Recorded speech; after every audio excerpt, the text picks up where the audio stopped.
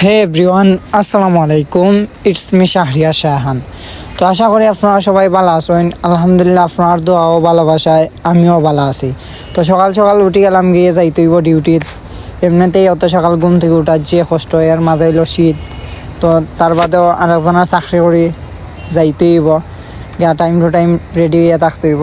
হওয়ার মতো নয়, শীত মৃত্যুল দিকে বাড়িতে লাগে, জান ফাটি যায়।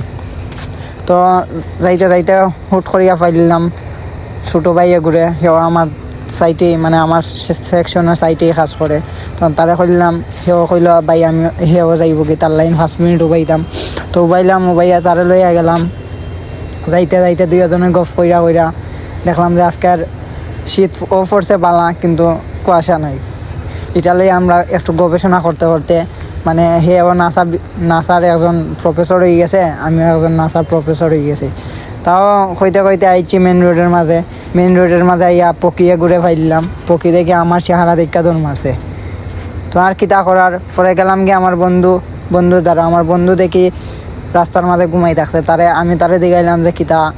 সে কয় তারে বুঝি বাড়ির থেকে বার করে লাইছেন। পরে আর আমি কই তুই ঘুমাওনের মাঝে আমি চাকরি হয়ে যাই। পরে হইতে আইছি গেটের দ্বারা। তো গেট পাস লইয়া যাইতাম গিয়ে সেকশনের মাঝে পাঞ্চ করতাম। সেকশনের মাঝে পাঞ্চ করাত গিয়া দেখি এই বড় লম্বা লাইন।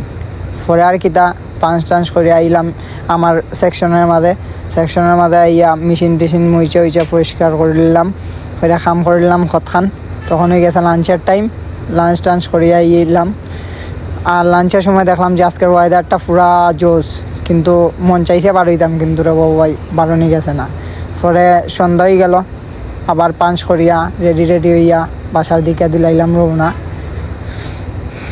তো ফাইনালি বাসাতে আইলাম। আল্লাহ হাফেজ, বালা তাব্বা তাই না কিলা হয়েছে, তারপর জেলা হয়েছে বলাই বালা। আর আমার লাইন দোয়া করবা। ধন্যবাদ।